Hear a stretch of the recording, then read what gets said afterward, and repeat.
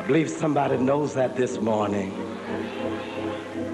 Somebody can witness about Jesus. He is that kind of friend.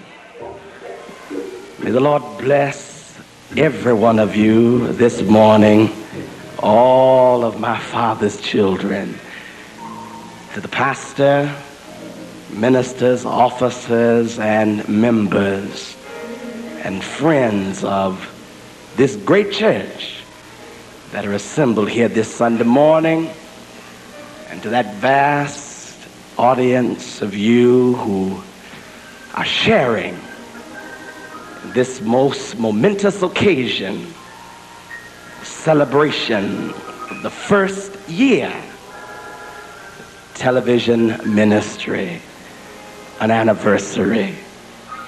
And I'm just so happy to be here on today, and along with our family, join our youngest brother and this great church in this venture of faith to step out in times like these, to ask God to help you to provide a greater witness for Him. You know, I feel that the church has every right, a matter of fact, a mandate, a duty, to employ whatever means that we can to spread, to propagate the gospel of Jesus Christ. For His last command was, go ye into all the world and preach this gospel and make disciples of all men. And until recent times, that would have seemed like an almost impossible task. For hundreds of years, missionaries have traversed the globe to the darkest corners of Africa, Asia, and other areas, trying to spread the gospel. But we that are living in this day, the day of modern communication, where instantaneously a word, even a picture, can be flashed around the world. Amen. And why should the world have the full advantage of this kind of communication? I believe that the church should take advantage of it too, don't you?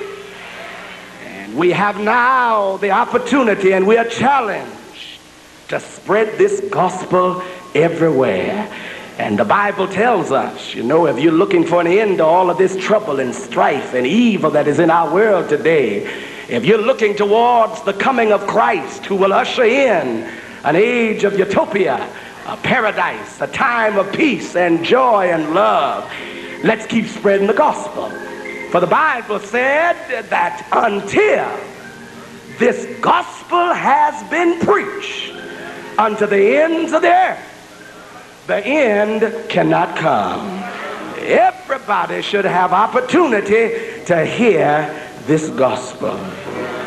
Some of you didn't know, but Reverend Paul Morton's father, our father, was one of the first pioneers, the first black preacher in Canada, and one of the earliest in the United States to employ mass communication or a radio ministry. And we're now celebrating the 46th year of that radio ministry. So you see, Reverend Paul Morton comes by it naturally, amen, to want to get the gospel out, tell men and women everywhere that Jesus saves. I'd like to direct your attention in the word of the Lord this morning in the gospel according to St. Matthew, the 10th chapter, the 27th verse. You'll find there written these words. Jesus is speaking. What I tell you in darkness, that speak ye in light. And what you hear in the ear, that preach upon the housetops. I just want to talk to you for a few moments from those words. What I tell you in the dark, speak in the light. What I tell you in the dark, speak in the light. Everybody in here knows what a secret is. That little something that, people tell us and then tell us, don't you tell nobody else. And I'm of the opinion, if it was too good for you to keep, then why you tell me and expect me to keep it?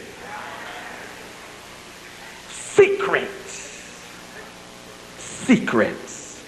Those little intimate things, that knowledge about ourselves or about somebody else that we'd rather not become too public, too well known.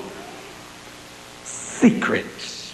But I found it's just a quirk in human nature. If you really want the word to get around, whisper it. The more softly that you tell it, the more it carries.